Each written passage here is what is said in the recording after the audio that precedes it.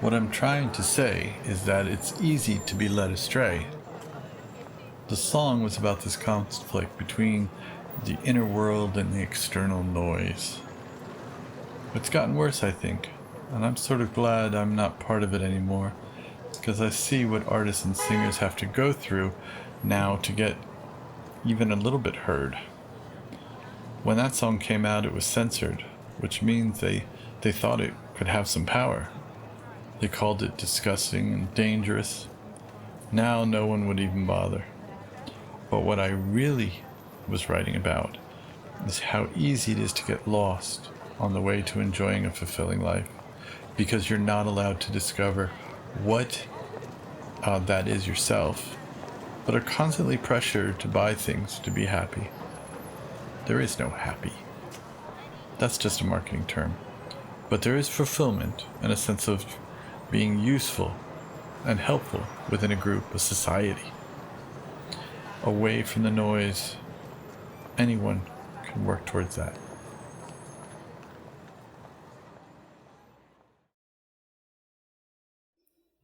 This whole thing started with that goddamn record.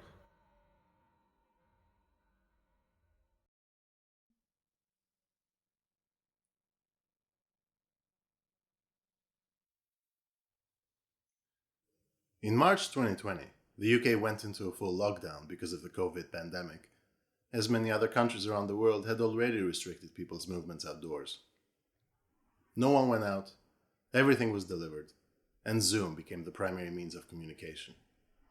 In May of 2018, on the new Arctic Monkeys album, Alex Turner sang, "No one's on the streets, we've moved it all online, as of March." Tranquility Base Hotel and Casino is an album full of references to our current zeitgeist of a digitized society, so listeners identified with Alex's lyrics about this new social paradigm. But that line? That's way too specific, predicting how the pandemic started.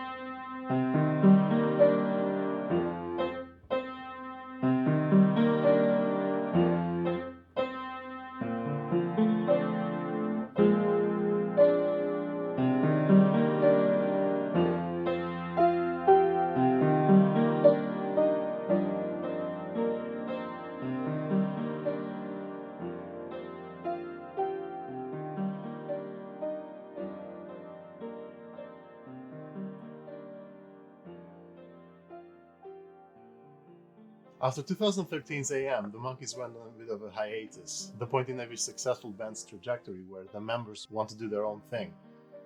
Nick O'Malley and Jamie Cook started families, Matt Helders recorded and toured with Iggy Pop, and Alex Turner adopted a David Bowie diva persona.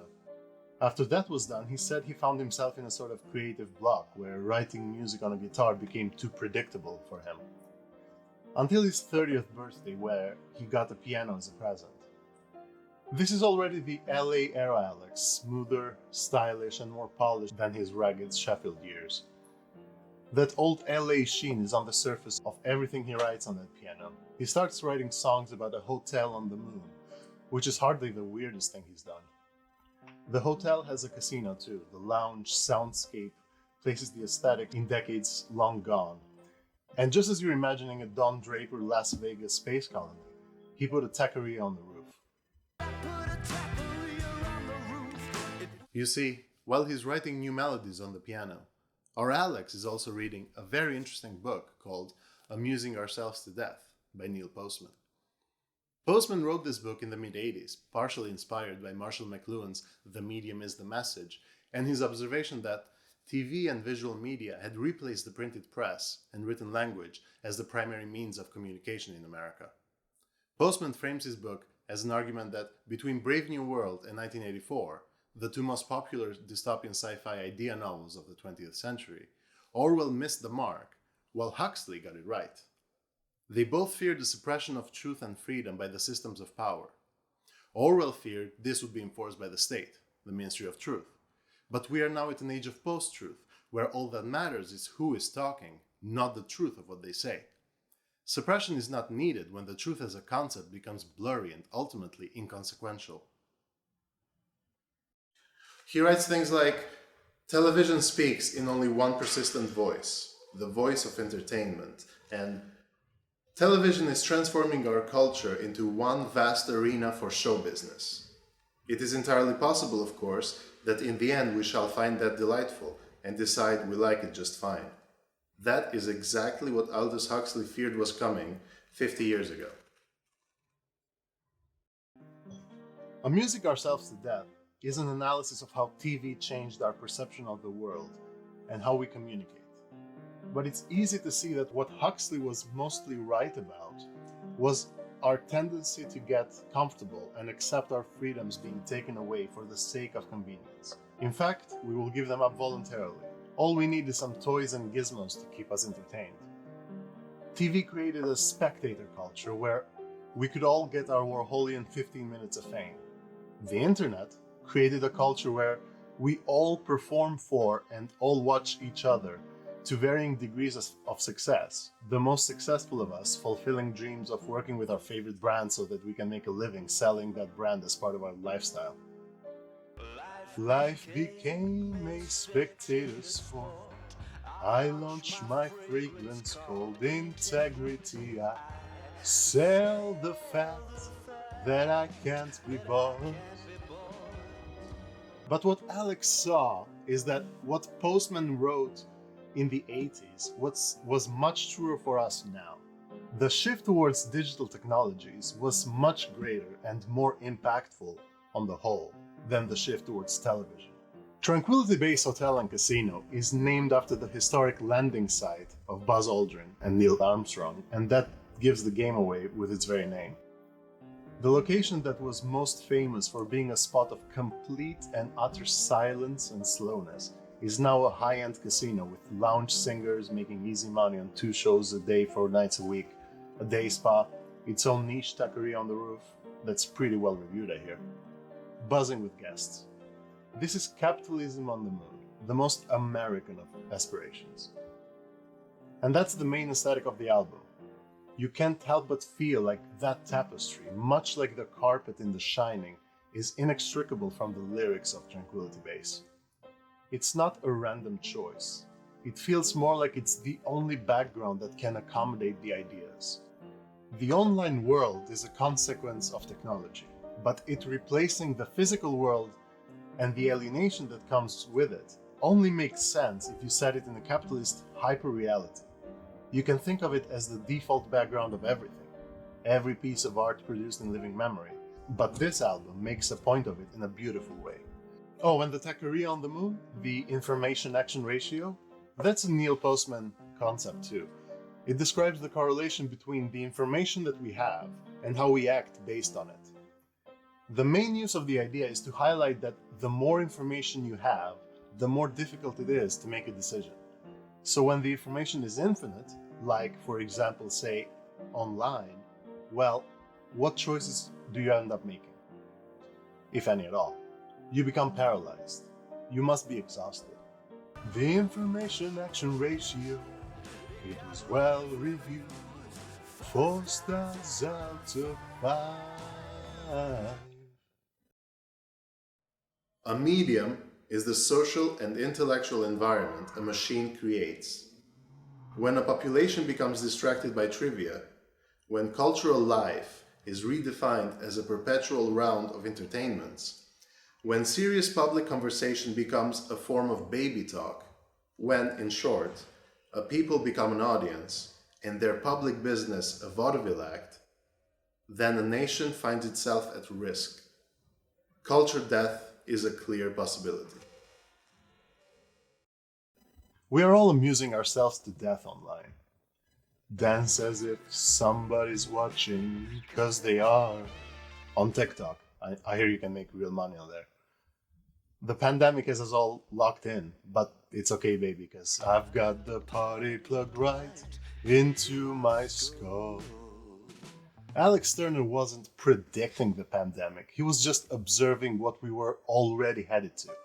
This is what we wanted all along. game all day on VR, get everything delivered so we don't have to get out of bed and do our bullshit jobs out of the office. We pretend we don't like it because it wasn't on our terms. You know what? This reminds me of a record I got back a few years ago. I mean, doesn't have a name or anything. Blank LP.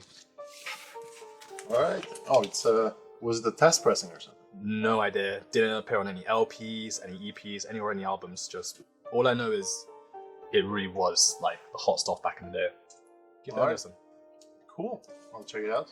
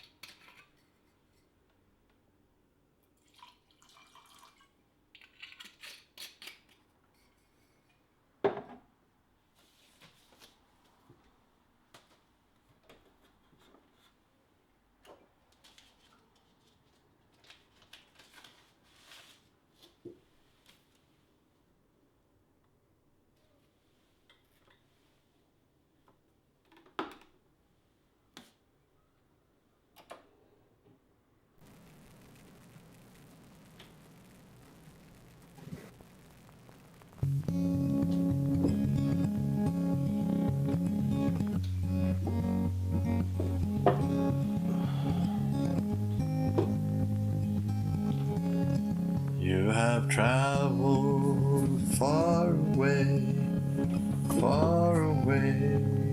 from the simple. Forget the ice cold beer you drank under cypress trees in May, with the clouds gently above you.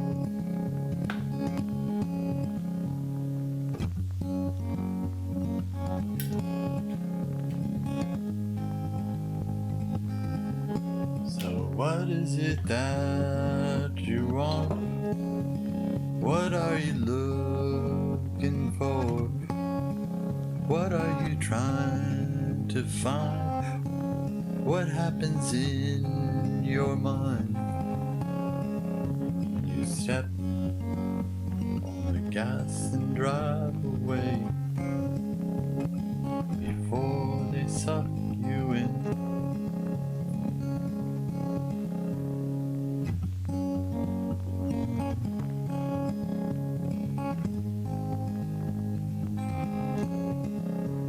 I've traveled far away from the simple. The ecstasy fried your brain, left your thoughts for dead, moving to travel at the speed of light and sound. They have taken everything just to sell it back at you. With a smile they hand you the news of happiness today.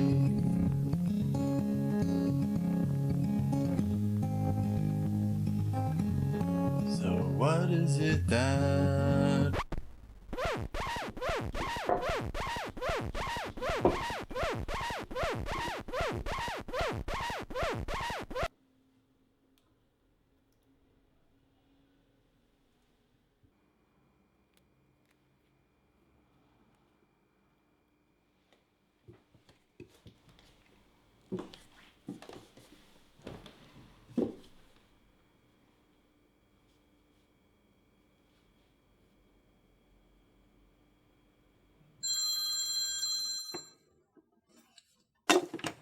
Yo, yo, yo.